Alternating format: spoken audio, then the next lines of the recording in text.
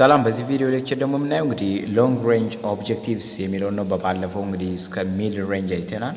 ቪዲዮ እንዳይረዝም ብለን ነው እስከ ይሄንን ቆርጠን ያስቀረነው። ከሶስተኛው የአገሪቱ ኦብጀክቲቭ ምንድነው? ሎንግ ሬንጅ ኦብጀክቲቭ ነው። ራይት ሶ ሎንግ ሬንጅ ጎልስ አር ዞስ ፕላንስ ናቸው dreams and visions concerning the ultimate political or ideological organizations of the international system ነው። እንግዲህ የአንድ ሀገር ፕላኗ ነው፣ እቅዷ ነው፣ ድሬሟን፣ ህልሟ፣ ቪዥኗ ነው ኮንሰርኒንግ አልቲሜት ፖለቲካ ኦር አይዲዮሎጂካል ኦርጋናይዜሽን ኦፍ ዘ ኢንተርናሽናል ሲስተም። እንግዲህ አንድ ሀገር በኢንተርናሽናል ሲስተም በዓለም አቀፍ ላይ ሊኖራት የሚችል ቪዥን ነው፣ እይታ፣ ራይት ዓላማ፣ ራዕይ ነው ማለት ነው። በዓለም አቀፍ እስከ ዓለም አቀፍ የሚደርስ አልቲሜት የሆነ ፖለቲካል ማለት በዓለም በፖለቲካል ፓወር የት ጋር መቀመጥ እንዳለባት የምታይበት ነው ማለት ነው። ሶ ዘ ሩልስ ገቨርኒንግ ሪሌሽን ኢን ዛት ሲስተም ነው። ሶ the difference between mid range and long range goal relate not only to the different time elements inherent in them, there is also significant difference in scope ነው። እንግዲህ ሚድ ሬንጅ እና ሎንግ ሬንጅ ያልናቸው ዲፈረንሳቸው ምን ላይ ነው? በታይሙ ብቻ አይደለም፣ ራይት የሚያስፈልጋቸው የታይም ጊዜ ብቻ ሳይሆን ምናቸው ስኮፓቸው ራሱ ይለያያል። ምክንያቱም ሎንግ ሬንጅ የምንለው በጣም ሰፊ ነው አይደል? በዓለም ደረጃ ነው። ግን አሁን ሚድ ሬንጅ ለምንለው ግን አሁን ከሌሎች ሀገር ጋር ከሁለት ሀገር ከሶስት ሀገር ከአራት ሀገር ወይም ከሌላ ከጎረቤት ሀገሮች ጋር የምናደርገው ግንኙነት ነው። ራይት እዚህ ጋር ግን ከዓለም አቀፍ ደረጃ ምን ያህል ሌቭል ላይ መሆን አለብኝ፣ በፖለቲካል፣ በኢኮኖሚካል፣ በሶሻል የት ጋር መድረስ አለብኝ ብላ መታለመው ነው የሎንግ ሬንጅ የምንለው። ስለዚህ በጣም ቫስት ነው፣ ስኮፑ በጣም ዋይድ ነው ማለት ነው የሎንግ ሬንጅ ኦብጀክቲቭ የምንለው። So in the pressing for middle range goals, state make particular demand against particular interest, right? እንግዲህ አንድ ሀገር በሚድል ሬንጅ ላይ ሚድል ሬንጅ ኦብጀክቲቭ ላይ ወይም ጎሏ ላይ ፓርቲኩላር የሆነ ዲማንድ against particular interest ነው። አንድ የሆነ ፓርቲኩላር የሆነ ፍላጎት ነው የሚኖራል፣ ራይት የሆነ ፍላጎት የሆነ ነገር in pursuing long range ግን long range goal በሚሆንበት ጊዜ ግን what universal የሆነ demand for their purpose is no less than what reconstruct entire international system። በቃ ዩኒቨርሳል የሆነ ዲማንድ ነው፣ አጠቃላይ ዲማንዷን በዓለም ኢንተርናሽናል ሲስተም ላይ በቃ እንዴት ነው መቀመጥ ያለብኝ የሚለውን ነገር ስንተኛ መሆን አለብኝ፣ በፓወር ኢንፍሉዌንሻል መሆን አለብኝ ብላ የምታስብበት ነው ማለት ነው። ሶ ዩኒቨርሳሊ አፕሊኬብል ፕላን ኦር ቪዥን ነው እዚህ ጋር ራይት በሎንግ ሬንጅ ማለት ነው። ሶ ሂር ኢት መስት ቢ ዋት ኖት ዛት such long range visions and dreams may have international what reciprocation as far as they are complemented by the capability and power። ልክ እንደ ፓወሯ እና እንደ አቅሟ የሚወሰን ሆኖ ይህ ሎንግ ሬንጅ ኦብጀክቲቭ የምንለው በኢንተርናሽናል ትልቅ ቦታ ሊሰጥ የሚገባ ነው ማለት አንድ ሀገር በዓለም አቀፍ ምን ያህል ኢንፍሉዌንሻል ሆናለሁ ብላ የምታስቀምጠው ድሪም ነው፣ ፍላጎት ነው ማለት ህልም ነው ማለት ነው። So otherwise the long range vision will not have any international significance beyond paper consumption and rhetoric level ነው። እንግዲህ ፓወር ከሌለ ወይም ካፓቢሊቲ ከሌለ ይህ ሎንግ ሬንጅ ኦብጀክቲቭ የምንለው በፔፐር የሚቀር ብቻ ሊሆን ይችላል፣ የሽንገላ አይነት ነገር ሊሆን ይችላል ነው የሚለው። ስለዚህ ምን መሆን አለበት ነው የሚለው ኢንተርናሽናል ሪፐርኩሽን መሆን አለበት ወይም ኮምፕሊመንትሪ ባይ ካፓቢሊቲ ኤንድ ፓወር ካለን ምን ፓወር እና ካፓቢሊቲ ጋር የሚመጣጠን አለበት። አንድ ሀገር ከአቅሟ ጋር የሚመጣጠን ወይም ከፓወሯ ጋር የሚመጣጠን እቅድ ሎንግ ሬንጅ ማውጣት አለባት እንጂ ከዛ ውጭ ምንድን ነው በፔፐር ላይ ዝም ብሎ በቃ በወረቀት ላይ የሚቀር ነገር ነው የሚሆንባት፣ ራይት ምክንያቱም ከአቅሟ ጋር የማይመሳሰል እቅድ ካቀደች በጣም ከባድ ነው ለማለት ነው። So this however does not necessarily imply that state that are less capable often those middle power and less developing countries does not formulate long range objectives እና ይሄ ማለት just እነዚህ less developed የሆኑ ወይም እነዚህ ፓወር የሌላቸው ያላደጉ ሀገሮች ሎንግ ሬንጅ ኦብጀክቲቭ የላቸው ማለት አይደለም፣ ግን ከራሳቸው ጋር የሚመጣጠን ሊሆን ይገባል ለማለት ፈልጎ ነው። ሶ ኤቭሪ ካንትሪ ሃዝ ኢትስ ኦውን ቪዥን። ማንኛውም ሀገር የራሱ የሆነ ቪዥን አለው፣ አምቢሽን አለው፣ ፍላጎት አለው። ፕሮፖርሽናል ቱ እዚህ ጋር ነው ፕሮፖርሽናል ቱ relative strength and capability to the realist in the long range ከምን ከአቅምና ከጥንካሬው ጋር የሚመጣጠን መሆን አለበት ማለት ነው። የሚመጣጠን መሆን አለበት ማለት ነው። ፎሬን ፖሊሲ ቢሄቪየርስ ኤንድ ፓተርን ትሬንድ የአንድ ሀገር ፎሬን ፖሊሲ ፓተርኑ ወይም ትሬንዱ ምን ይመስላል የሚለውን ስናይ ጀስት foreign policy behavior refers to what the action a state take towards each other ነው። እንግዲህ ፎሬን ፖሊሲ ቢሄቪየር ያ ፎሬን ፖሊሲ ባህሪውን ስናይ አገሮች እርስ በርሳቸው የሚወስዱት እርምጃ ነው ማለት ነው። ራይት እርምጃ ነው ማለት ነው።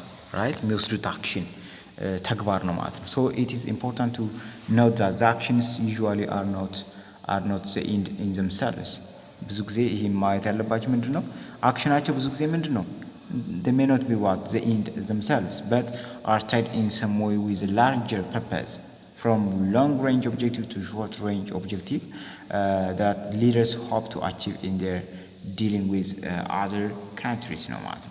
So the nature of foreign policy is such that one can expect to find double-stranded standard and inconsistent in the record of all countries.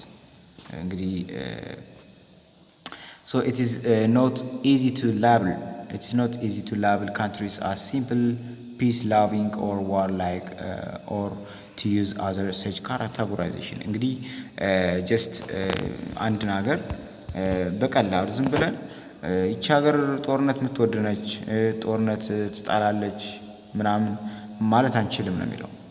እንደዚህ ብለን ልንከፋፈል አንችልም ነው የሚለው። so nevertheless patterns of foreign policy behavior can be identified የፎሬን ፖሊሲን ፓተርኑን መለየት አለብን ማለት ነው። right ለምሳሌ አርሞርድ ዋልፈር የምንለው ሰው a famous specialist in a field of international relation ነው። በኢንተርናሽናል ሪሌሽን በጣም ታዋቂ ነው። suggests that all foreign policy behaviors ultimately boils down to three possible patterns እነዚህ ፎሬን ፖሊሲዎች በሶስት ፖሲብል ፓተርን ይከፋላሉ። የመጀመሪያው ሰልፍ ፕሪዘርቬሽን ነው ወይም ሰልፍ ፕሪዘርቬሽን ሜንቴኒንግ ዘ ስታቱስ ኪው የምንለው ነገር ነው። ሌላኛው ደግሞ ሁለተኛው ሰልፍ ኤክስቴንሽን ነው ወይም ሪቫይዚንግ ስታቱስ ኪው ኢን ዋንስ ኦውን ፋቨር የምንለው ነው። ዛስ እና ይህ ሰልፍ አቬኒጌሽን ወይም ሪቫይዚንግ ስታቱስ ኪው ኢን ሰም ኤልስ ፋቨር የምንለው ነው። ሶስተኛው ማለት ነው። እዚህ ጋር ሶስተኛ ነው። Right. So seen from the above perspective, the foreign policy patterns of a country such as United States ለምሳሌ ስናይ ምንድናት? self preservation ናት። right self preserve ነው የምታደርገው ማለት ነው። so United States following second world emerged as one of the strongest actor superpower in international relation እንግዲህ ከሁለተኛ ዓለም ጦርነት ጀምራ እቺ አሜሪካ ምንለች ሀገር በጣም ሱፐር ፓወር ነች ማለት ነው። one can say with no doubt that the international institution ለምሳሌ ዓለም አቀፋዊ ኢንስቲትዩሽን ብናይ ለምሳሌ ኢንተርናሽናል ሞኔታሪ ፈንድ ምንለው ወርልድ ባንክ ምንላቸው እነዚህ ወርልድ ትሬድ ኦርጋናይዜሽን ምንላቸው እነዚህ that were what established following second world war ነው። ከሰከንድ ወርልድ ዋር በኋላ ነው የተመሰረቱት። በማን ነው የተመሰረቱት? በዩናይትድ ስቴትስ ነው። right በዩናይትድ ስቴትስ ነው። so እቺን አገር ምን እንላታለን? they are self preservation እንላታለን ማለት ነው አሜሪካ። so underlying philosophy of such institution and even the decision making procedure are all shaped to serve the global interest of the country now. so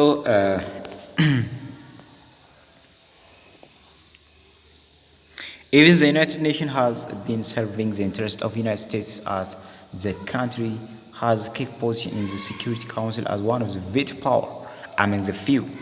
right እቺ እንግዲህ አሜሪካ እንግዲህ በጣም ቬቶ ፓወር ምንላቸው አሉ እዚህ ዩናይትድ ኔሽን ላይ የራሱን ስለ ዩናይትድ ኔሽን ስታነቡ ምን አለ ቬቶ ፓወር ምናምን ይባላሉ። ትልቅ ስልጣን ያላቸው እዚህ ሴኩሪቲ ካውንስል የሚቀመጡ ማለት ነው።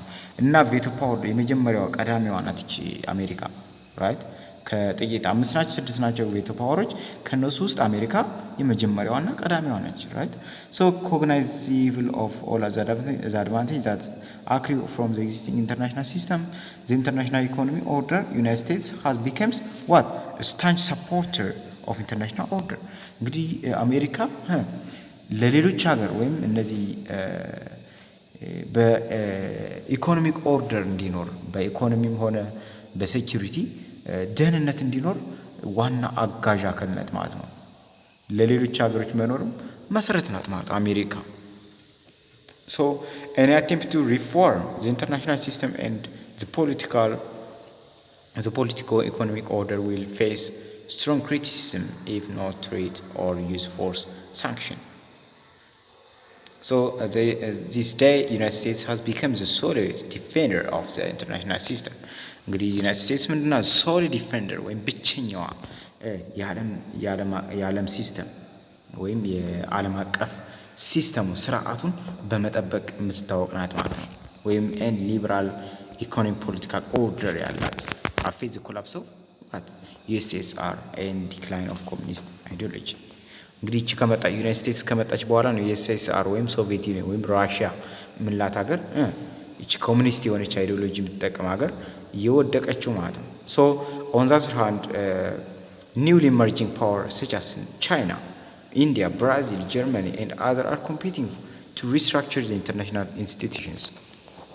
እና አሁን ላይ ደግሞ በጣም አዳዲስ እየመጡ ያሉ ሀገሮች በጣም እያደጉ ያሉ ለምሳሌ እነ ቻይናን ብናይ እነ ኢንዲያን ብናይ እነ ብራዚል እነ ጀርመን ምንላቸው አሁን ኢንተርናሽናል ሲስተሙን ሪስትራክቸር እያደረጉት ነው።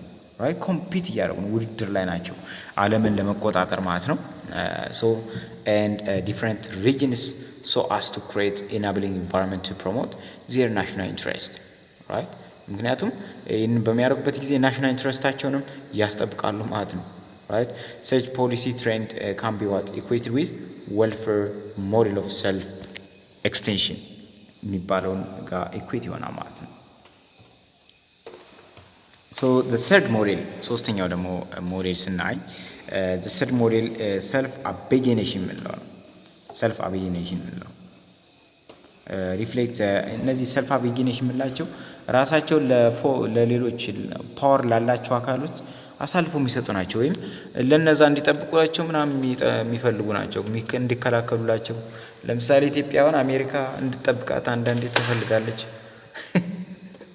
ልክ እንደዚህ ሀገሮች እነዚህ ፓወር ያላቸውን ሀገሮች ይሰግዳሉ።